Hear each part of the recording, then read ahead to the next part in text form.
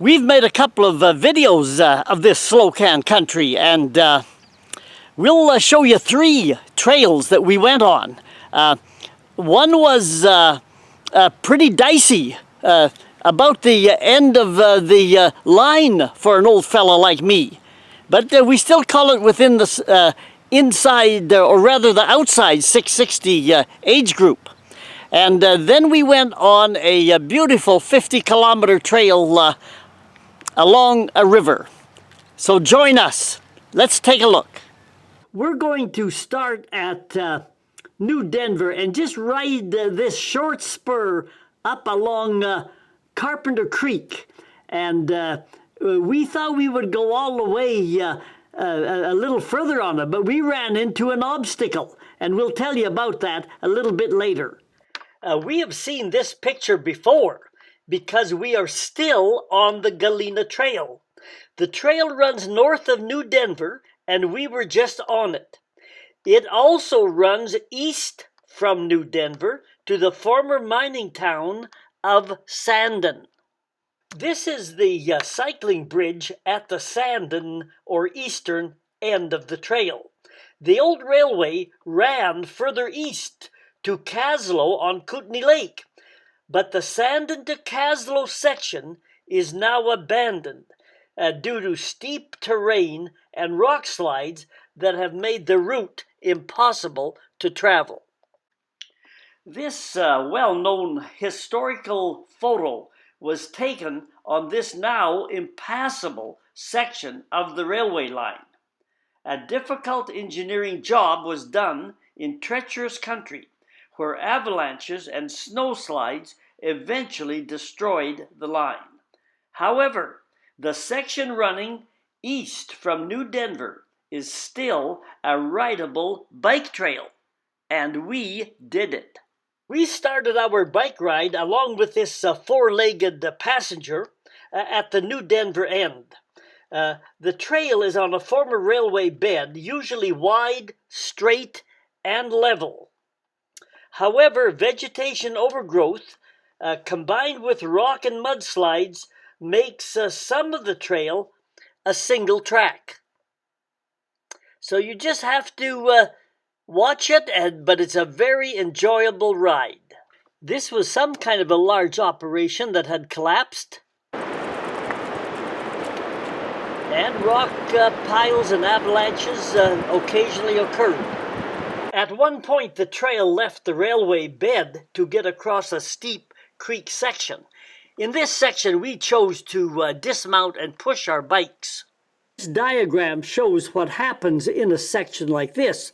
The railroad bed must remain quite level for the train to travel. So when you come to a steep gully or coulee across a creek, they build a bridge or a trestle. And sometimes these old trestles, they were made of wood, so they either rotted out or sometimes a fire burned them down. And anyway, when the trestle was gone and the trail builders came along, they had to take the trail off the railway bed and drop down to the bottom of the low area where the creek ran.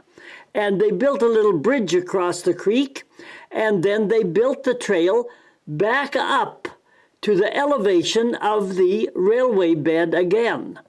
You can see that here in the following pictures, where my wife starts at the bridge down at the bottom here and starts to work her way back up the trail, pushing her bike back up to the level of the railway bridge. And this trail, noted in yellow here, is usually a rather narrow kind of a trail. And this is what we ran onto with this in the Galena Trail going out toward Carpenter Creek.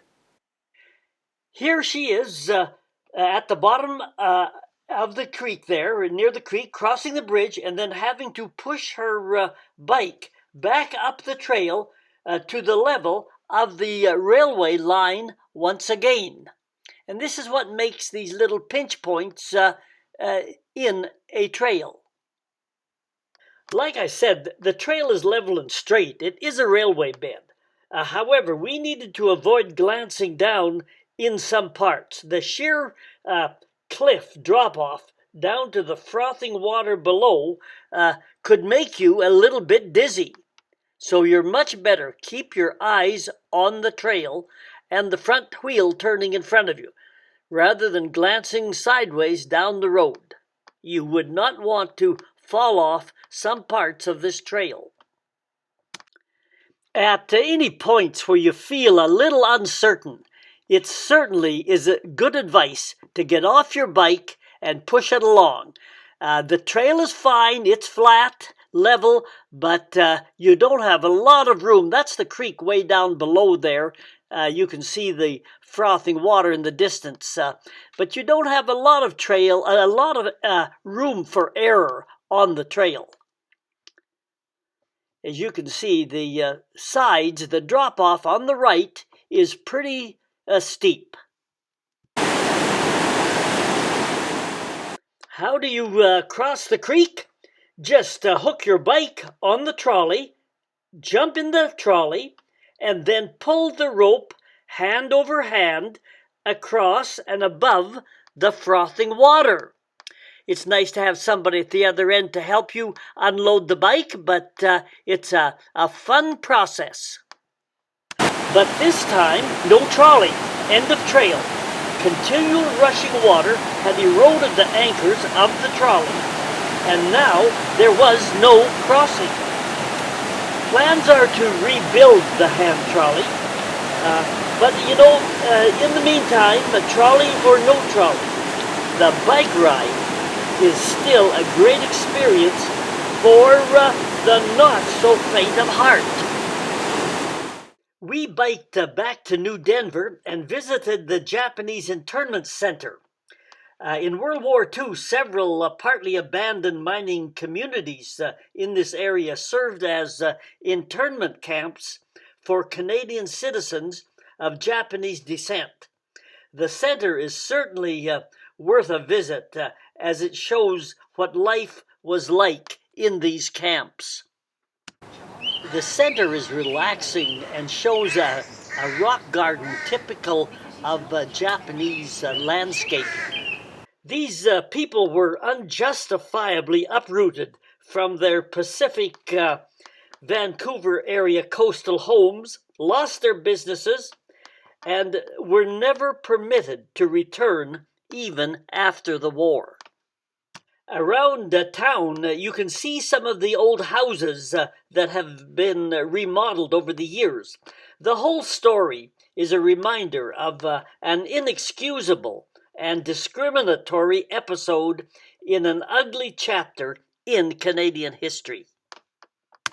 From New Denver, we drove south through Silverton, that has a museum depicting the mining that opened up this country to modern times. There are campgrounds, grocery stores, and tourist eating out places in the towns along the lake. We drove from New Denver here down along the edge of the lake to Slocan City at the south end. And we took an interesting short ride on the old highway here on this green line. It's the old highway, and we found some interesting things on that short trail. We soon had to carry our bikes through a massive rock slide. You're moving quite quickly. Let's just watch this guy. That's going to be the problem. I got really wide handlebars.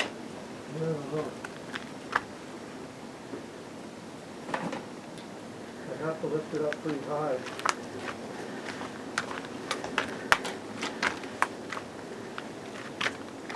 It's a tight spot, just room enough to barely get through.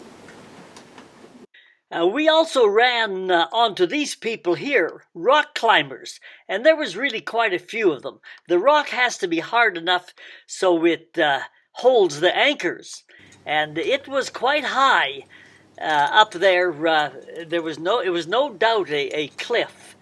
And this girl was slowly making her way up, working with her partner down below. And it was kind of fun watching them.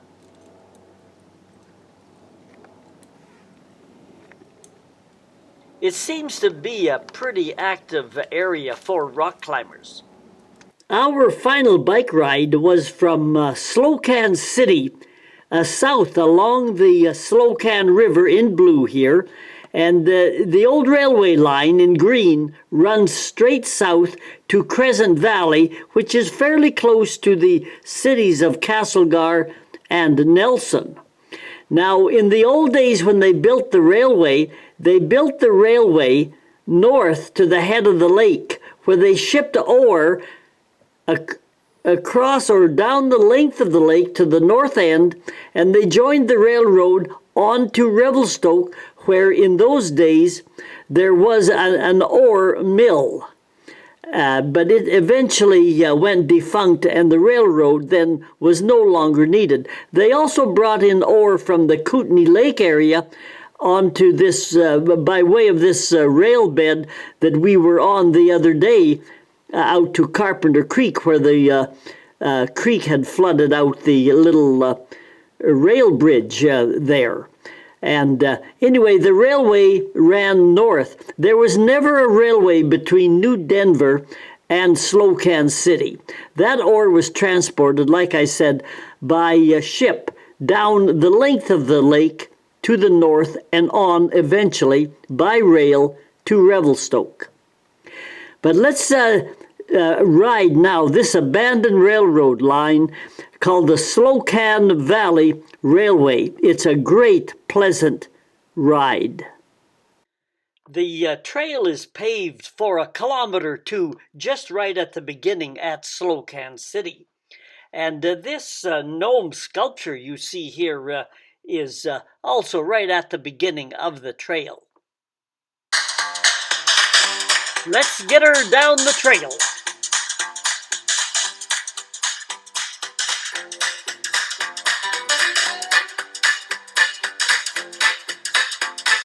It was spring and everything was growing, including clusters of little green bugs that we occasionally hit as we rode along. They got into our faces, our helmets, and on our clothes. We enjoyed the scenery, but had to swipe off the bugs every once in a while. But it was a pleasant ride. I'll just take the camera here and do a 180 turn following the river that was right alongside the trail. Everything was green and lush, and the Slocan River was in the near flood stage as it moved along southward.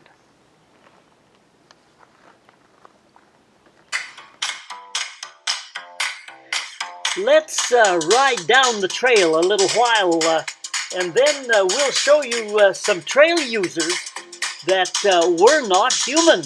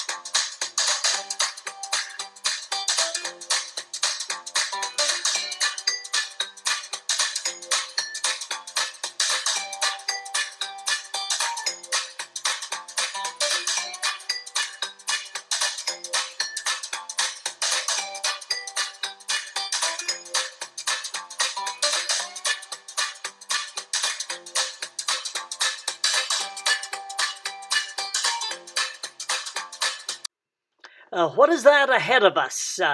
Well, it looks like here come those non-humans. So get your bike off the trail and stay quiet and still. The horses know you're there.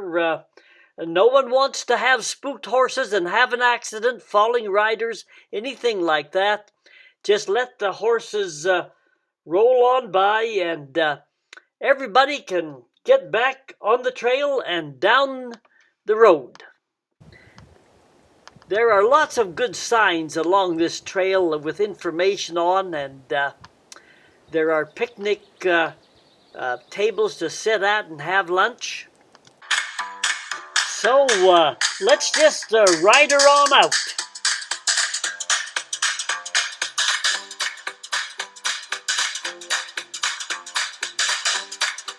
I hope you enjoyed biking the trails as much as I did. It was just a great time, and I'd look forward to coming back to this part of the country, and maybe you can come too. In the meantime, we're saying adios. This is I Go Travel with Don Barnett. Hit the subscribe button and we can bring you more trails